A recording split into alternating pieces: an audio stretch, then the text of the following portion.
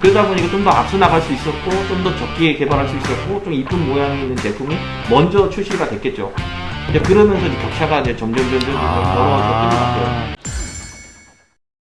그 LG전자면은 좀 그런 게 있더라고요. 그 제품의 성능은 정말 좋지만 마케팅을 못한다. 그런 게 있는데 혹시 어떻게 생각하시는지?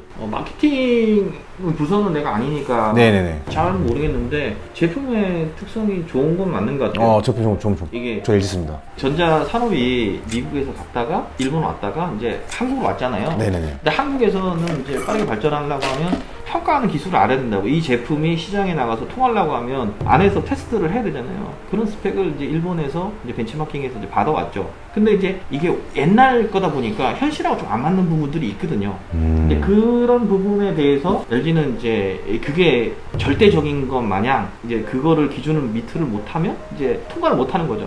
그러니까 출시를 적기에 못하게 되고 그 개선하는 시간은 계속 소비가 되고. 근데 한 번은 이제 다른 회사 거를 갖고 와서 이제 테스트를 똑같이 했어요. 네. 이게 보니까 우리 회사 기준으로 이게 NG인 거야. 밖에 못 나갈 수준인 거예요. 근데 이미 밖에 나가서 이미 잘 팔리고 있는 양산 필드의 상황을 이제 알게 되는 거지. 아, 이 정도 수준이면 보는데 크게 지장 없다. 그럼 이 정도까지는 이제 패스시키고 내보내고 하는 활동들이 경쟁사가 좀 더 빨랐던 것 같아요. 그러다 보니까 좀 더 앞서 나갈 수 있었고 좀 더 적기에 개발할 수 있었고 좀 이쁜 모양이 있는 제품이 먼저 출시가 됐겠죠. 이제 그러면서 이제 격차가 이제 점점 벌어졌던 것 같아요. 소비자들은 이 정도만 돼도 다 구매를 하는데 내부적으로 엄청나게 스펙을 강화를 한 거네요. 모든 사람이 만족할 수 있는 제품은 없거든요. 맞아요. 근데 어느 정도의 목표를 가지고 가야 되는데 무조건 뭐 안 된다. 그러다 보니까 자체에서 그 물건이 못 나가게 되는 거고. 요즘은 좀 바뀌었던 것 같아요. 그래서 따라 붙으려고 하는 것 같고. 예전에는 이제 그런 모습들이 있어서 그때의 격차가 아직도 좀 좁혀지고 있지 않다. 좀 구체적으로 들어가면 예전에 2004년, 5년도에 PDP라는 TV가 있었어요. PDP. LCD TV도 있고 네네네. TV도 있잖아요. LG전자에서는 PDP를 선택을 했어요. 그냥 봤을 때 화질이 좋거든요. 근데 이제 그게 제품의 생산성, 수율이 좀 낮아요. 그 다음에 신뢰성의 문제도 있고. LCD는 이제 삼성이 이제 그쪽으로 초이스를 한 거죠. 그 상황에서 PDP보다는 LCD 쪽이 더 잘 팔리게 되고 여기는 화질은 좋지만 뜨겁고 이러면서 점점 이게 격차가 심해진 거예요. 그때부터 이제 갭이 벌어지기 시작한 거예요. 똑같은 거 핸드폰도 LG전자가 잘 나갔잖아요. 초콜릿폰 뭐 이렇게 알아요. 했잖아요. 거기서 이제 스마트폰으로 넘어가야 되는데 그때 당시에 결정을 잘 못해갖고 이제 거기서 갭이 생긴 거죠. 그거 비슷한 느낌인 것 같아요. 형님 말씀을 좀 정리해보면 그거 같은데 상품을 정말 잘 만들고 그런 전문성은 있어. 근데 시장의 흐름을 모른다고 해야 되나? 난 좀 그런 느낌을 받네요. 적기에 그죠? 상품성보다 뭐 이쁜 걸 원해. 상품은 별론데 그러면 그걸 따라가야 되는 게 맞는 것 같은데 본인들만의 이런 게 확실한 거네요. 그런 내부적인 이런 구조가 자부심을 가지고 일하는 데가 있었죠. 그래서 그 자부심 때문에 이게 사업별로 좀 차이가 있었는데 제가 있던 데는 이제 TV 쪽 만드는 데였고 핸드폰은 이미 뭐 엎어져 갖고 뭐 그런 부분이 있는데 가전은 그래도 제일 잘 나가잖아요. 그 창원에 이제 가전 제품을 이제 만들죠.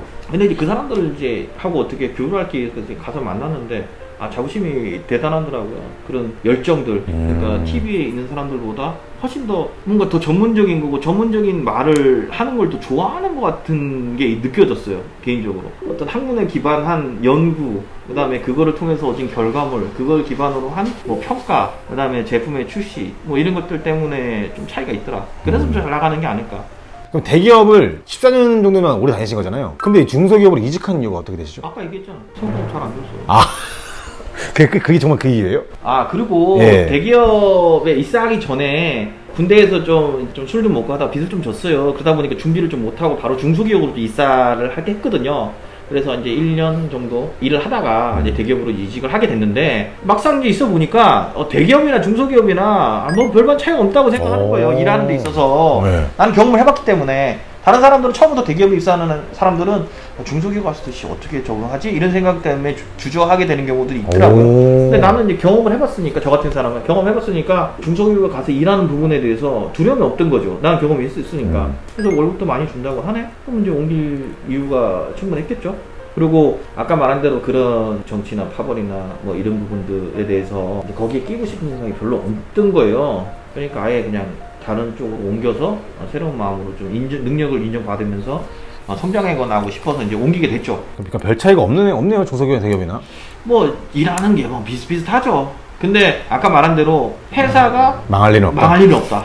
그거는 진짜 중요한 것 같아요. 여기 와서 나 진짜 처절하게 느꼈거든요. 회사가 망해서 뭐 감원을 하니 뭐 휴업을 하니 뭐 이런 얘기를 막 하고 대기업 같은 경우는 이제 그런 생각을 좀 덜 하게 됐겠죠. 형님에게 이제 LG전자를 한마디로 비유하자면? 뭐 좋은 회사. 그냥 거기 계신 분들은 그냥 나오지 말고 그냥 거기서 열심히 일하시면 됩니다. 또 저기 보니까 그래서 그걸 메꾸기 위해 뭐 대리운전, 뭐 탁송, 음식 배달, 보조 출연 등 엄청 많이 하셨네요. 일단 난 돈이 있어. 근데 그 가격에 안 오는 거예요, 터치가. 안 되니까, 나 급한데, 그냥 아무거나 이거 이제 들어가는 거예요. 아, 이거 가겠구나. 들어가면 이제, 항상 보면 내가 들어갈 때가 제일 높은 거잖아. 이거 떨어져요.